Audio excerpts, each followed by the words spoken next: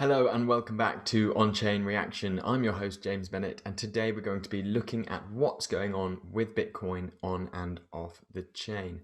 Okay, let's jump right into it here, this time looking at a Bitcoin price chart, daily candlesticks. What I really want to show you is that volatility has been falling quickly as price now hovers around the $31,000 mark.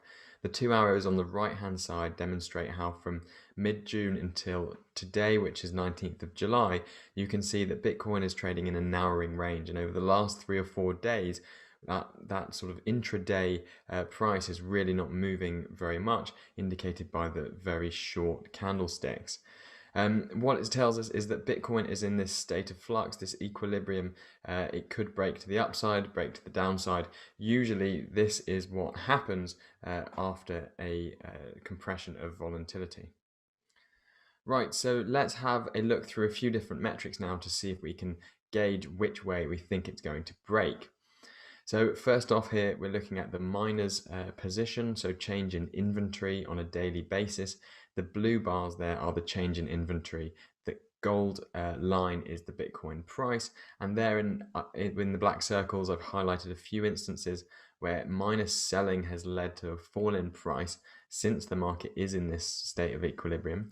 And over the last few days or couple of weeks, on the right hand side there, you can see that inventory has been rising, which means each day, almost for the last 10 days, we've seen that positive increase to inventory. Miners are essentially defending a weak price. They know if they sell into the market, as we see in the black circles, the price is not going to hold it. A very crucial time right now as well at this $30,000 mark. If we see a big sale of inventory in the next few days, I've been saying this for a while now, we can expect a move to the downside. So watching this metric very carefully on the ByteTree terminal. Okay, here's another one we looked at a few weeks ago, just to update you on the transaction count, the number of transactions that are going over the Bitcoin network. You can see a similar pattern playing out now as what happened in the early 18 in the last bull cycle, a sharp drop in transactions, subsequently leading to a sharp fall in the price. Right now, we're sitting around the mid 2018 levels. So here's the big question. Quarterly fair value here is falling. The big question is, are we in a bear market, or can we still hope that we are in a bull market? Well, I'm not going to give a direct answer, but these next couple of charts should give you my thoughts.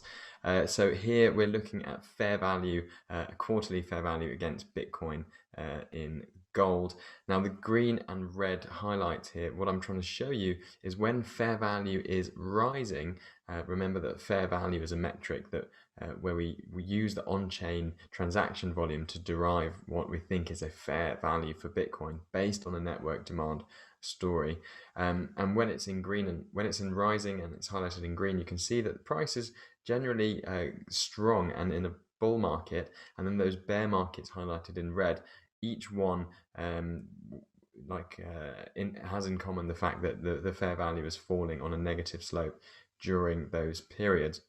So we can see 18 through to 19, we can see late 19, remember pre-halving had the price falling there down to about $3,500.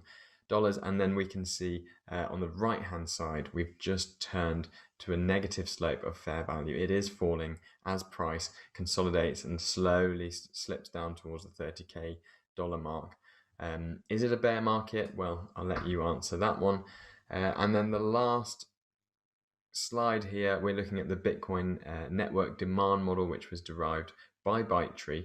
Really interesting model that we put together that basically considers Bitcoin as a network economy and looks at a series of on-chain indicators: fees, transaction value, velocity, and miners rolling inventory. A lot of the things I talk about here every week.